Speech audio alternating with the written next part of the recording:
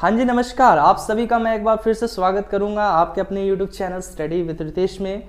तो यहाँ पे मैं आज आप लोगों के लिए जीएनएम के लिए एक बहुत ही अच्छी, बहुत ही इम्पॉर्टेंट अपडेट्स लेके आया हूँ। काफ़ी बच्चे लगातार जो है इन दिनों मुझसे पूछा करते हैं कि सर जीएनएम कौन कर सकता है। सर मैं बॉयज़ हूँ तो क्या मैं जीएनएम कर सकता हूँ। सर मेरा 12th में पीसीबी है, पीसीएम भी है। तो कई सारे जो है प्रश्न आप सभी विद्यार्थियों के द्वारा पूछा जा रहा था। तो मैंने सोचा चलिए एक शॉर्ट वीडियो के माध्यम से आप लोगों को क्लियर कर दिया जाए कि कौन कौन बच्चे जीएनएम कोर्स के लिए एलिजिबल हैं। तो सबसे पहले मैं यहाँ पे आपको बता दूं, जीएनएम जो है ये पैरामेडिकल कोर्स के अंतर्गत आता है, ठीक है। तो अब ये कौन कौन से विद्यार्थी इस कोर्स को कर सकते हैं। तो देखिए दोस्तों, अगर आपको जीएनएम करना है और अगर आप बॉयज़ हो तो यहाँ पे भाई बिहार गवर्नमेंट कॉलेज में कोई भी सीट्स नहीं है, केवल गर्ल्स लोग के लिए ही जो है सीट्स है। तो यहाँ पे बॉयज़ जीएनएम नहीं कर सकते, ठीक है। इसके बाद मैं बात करूँगा, बहुत सी ऐसी गर्ल्स होंगी जिनका ट्वेल्थ में साइंस तो लिया है उन्होंने, लेकिन साइंस में पीसीएम है ना, ध्यान से समझना, पीसीएम है यानी फिजिक्स, केमिस्ट्री और मैथ्स है। तो आप लोग भी जीएनएम कोर्स के लिए एलिजिबल नहीं हो, आप भी जीएनएम कोर्स नहीं कर सकते, ठीक है।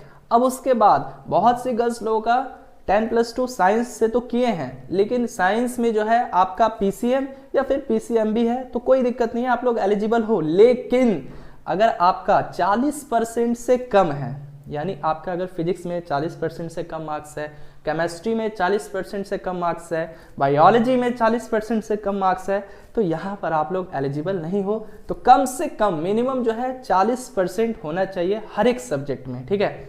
हाँ देखिए, बहुत सी गर्ल्स लोग होंगी जिनका पीसीएम भी होगा, यानी या तो मैथ एक्स्ट्रा में होगा नहीं तो बायो भी एक्स्ट्रा में होगा, तो उससे कोई दिक्कत वाली बात नहीं है। अगर आपका मैथ्स एक्स्ट्रा में या फिर बायो एक्स्ट्रा में तो आप लोग भी एलिजिबल हो। लेकिन हाँ, आपका पीसीबी में कम से कम मतलब हर एक सब्जेक्ट में 40% तक जो है मिनिमम रहना चाहिए, ठीक है। जैसे फिजिक्स का 100 नंबर का एग्जाम होता है तो कम से कम 40 नंबर होना चाहिए, ठीक है। चलिए, और देखिए यदि आप SC या ST कैटेगरी के अंतर्गत आते हो तो यहाँ पर आपका 35% भी रहेगा हर एक सब्जेक्ट में, तो आप लोग एलिजिबल हो, ठीक है।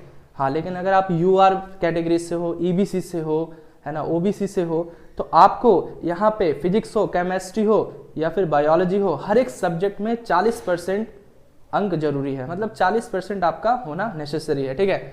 अब देखिए, बहुत सी गर्ल्स लोग हैं जिनका 12th में इंग्लिश नहीं रहता है सब्जेक्ट, तो बच्चों यहाँ पे इंग्लिश कंपलसरी है। अगर इंग्लिश नहीं है ना सर, अगर इंग्लिश नहीं है तो आप जीएनएम नहीं कर सकते, ठीक है। तो 12th में अगर आपका इंग्लिश नहीं है तो आप जीएनएम नहीं कर सकते, ठीक है। अब इसके बाद जो मेन क्वेश्चंस काफ़ी बच्चों के द्वारा जो पूछा जाता है वो ये पूछा जाता है कि सर मेरी जो उम्र है अभी 17 वर्ष नहीं हुई है, मैं 16 साल 4 महीना 5 महीना 6 महीना 7 महीना का हूँ, है ना, तो क्या मैं इस फॉर्म के लिए एलिजिबल हूँ, यानी क्या मैं पैरामेडिकल का फॉर्म भर सकता हूँ। तो देखो, फॉर्म तो भर लोगे लेकिन बाद में दिक्कत होता है, तो इसलिए ध्यान से इस क्राइटेरिया को समझ लीजिए, ठीक है।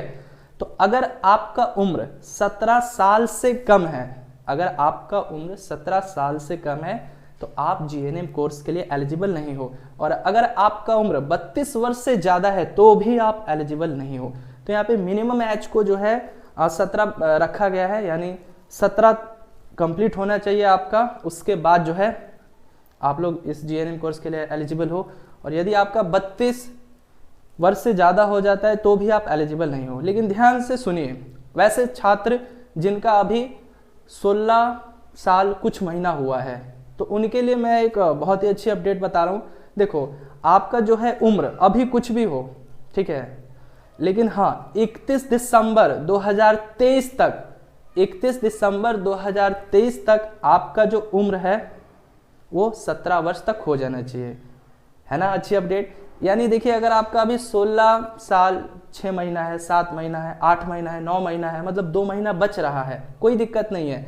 अगर आपका उम्र 31 दिसंबर 2023 के पहले, क्या 31 दिसंबर 2023 के पहले 17 साल तक हो जाता है तो आप लोग भी जीएनएम कोर्स के लिए एलिजिबल हो। आई होप आप लोग को हर एक जानकारी अच्छी लगी होगी और आपके हर एक डाउट्स क्लियर हो गए होंगे। तो बच्चों, यदि वीडियो अच्छी लगी हो तो इस वीडियो को लाइक करें और चैनल पे नए हो तो इस चैनल को जरूर सब्सक्राइब करें। मिलेंगे अगली वीडियो में।